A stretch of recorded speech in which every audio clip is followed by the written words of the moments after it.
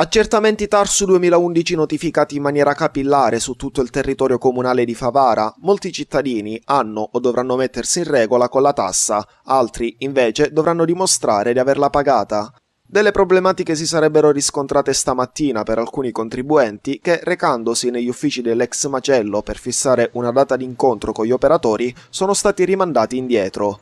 Da oggi infatti non si prendono più prenotazioni, la disposizione sarebbe arrivata dall'assessore comunale Crocetta Maida. Secondo quanto dettoci dalla stessa, l'ufficio è stato potenziato con altro personale che sarà presente tutti i giorni dalle ore 8 alle ore 14. Questo dovrebbe consentire un più facile smaltimento delle pratiche, da qui la decisione di non accogliere ulteriori prenotazioni, le ultime delle quali erano già state programmate per maggio 2019.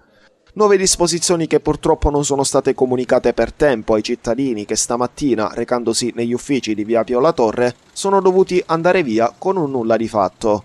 Intanto cresce la confusione tra la cittadinanza riguardo a termini e condizioni inerenti all'annullamento della bollettazione Tarsu 2011. Poca chiarezza, insomma, tra proroghe da alcuni considerate illegittime e congestione degli uffici competenti.